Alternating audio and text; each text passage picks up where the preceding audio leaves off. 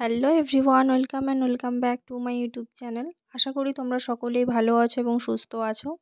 Thumbnail দেখে তোমরা already বুঝতে পেরে গেছো আজকের ভিডিওটা কোন টপিকের ওপরে হতে চলেছে। এর আগেও কিন্তু আমি তোমাদের সাথে মোবাইল কভার পেন্টিংয়ের একটা ভিডিও শেয়ার করেছি। তোমরা যদি কেউ সেটা মিস করে গিয়ে থাকো, অবশ্যই চ্যানেলে ভিজিট করে নিয়ে সেটাকে দেখে নেবে। আর আজকেও তোমাদের সাথে আমি মোবাইল কভার পেন্টিংয়ের ভিডিও শেয়ার করব। আজকে কিন্তু একটা নয়, দুটো কভার পেন্টিংয়ের ভিডিও আমি শেয়ার করব।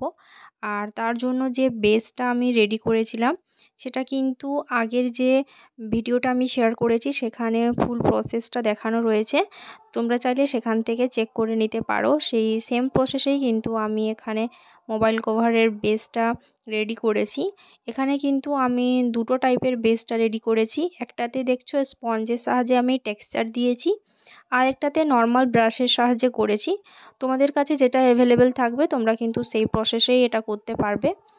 তো বাকি পুরো প্রসেসটা তোমরা দেখতে থাকো কিভাবে আমি এটা করেছি। আর তোমরা যারা জানো না, আমি কিন্তু এখানে কালারের জন্য ফেভিক্রিলের যে অ্যাক্রিলিক কালার হয় সেটাই কিন্তু ইউজ করেছি। তোমরা চাইলে ক্যামেলের কালারও ইউজ করতে পারো। আমার পার্সোনালি এটা ভালো লাগে, তো আমি ওটাই ইউজ করেছি।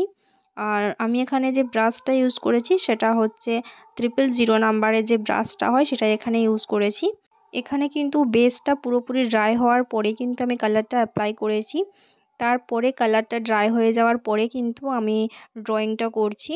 তোমরাও কিন্তু প্রত্যেকটা স্টেপ ভালো করে ফলো করবে, তা না হলে কিন্তু রঙটা ভালোভাবে স্টে করবে না। পেন্টিং করে আবার যখন টোটালি কমপ্লিট হয়ে গেছিলো তারপরে কিন্তু এটা পুরোপুরি আমি ড্রাই হতে দিয়েছি দুটো কাভারকেই।